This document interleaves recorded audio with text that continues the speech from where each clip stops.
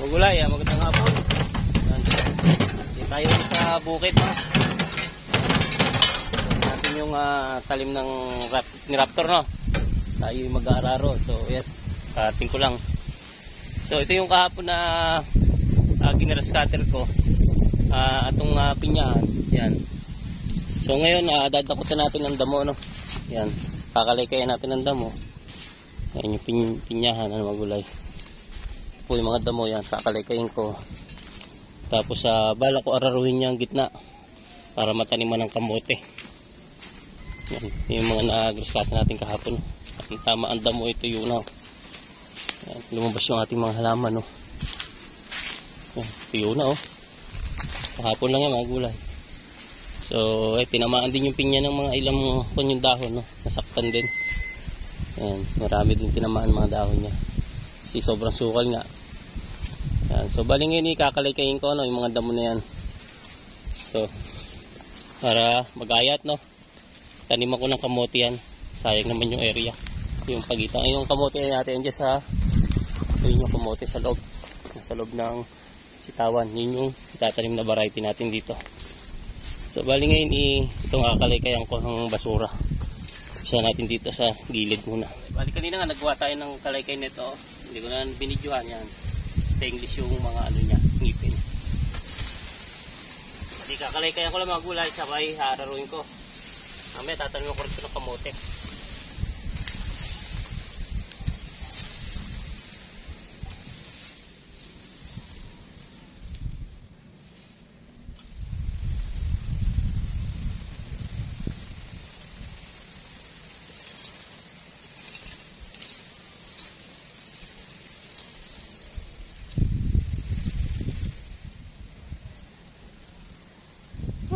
So yung magulay, so nakaisa tudli pala tayo, no?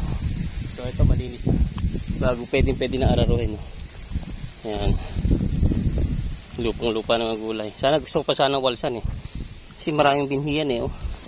Hayaan mo na, hayaan mo siya. Kung sisiwal man, hindi gagamasin na lang.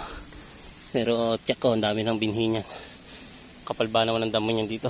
So ito na lang, susunod natin. So yun, lahat update ko na kami may pagka natapos na at saka tayo mag-aararo na. Yan. So sana pati ito kabila maararo ka din. So sana pati ito sana kung yung sa gina para malinis lahat, no. Yan. So update ko kami may pagka takot ako na lahat ng damo, mag-umpisa na ako mag-aararo.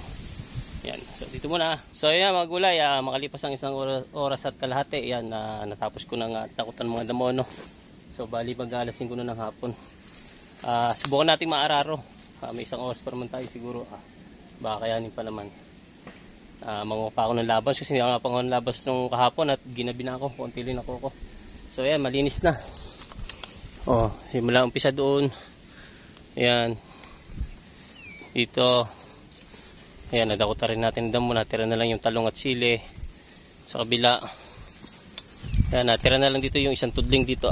May kalabasa kasi. Ayan, tatabas-tabas ako na lang yung pinya niya, isang tudling na yan. Tapos ito, nalinisan ko na, tanggal ko isang tudling na ano dito, balag na setaw, no. Ayan.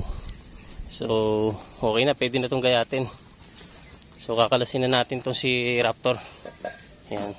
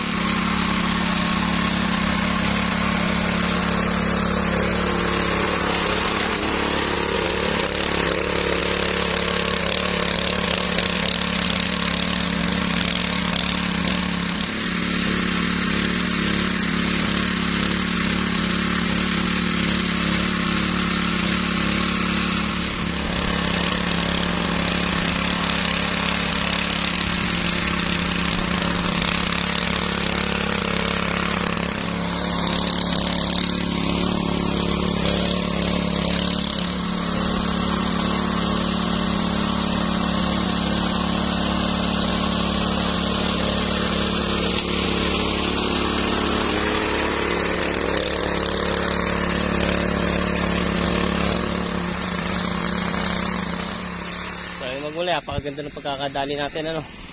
Ano, durog na durog, oh. Nakatatlong silak na tayo, oh. Ayan. Ito yung isa, dalawa, tatlo.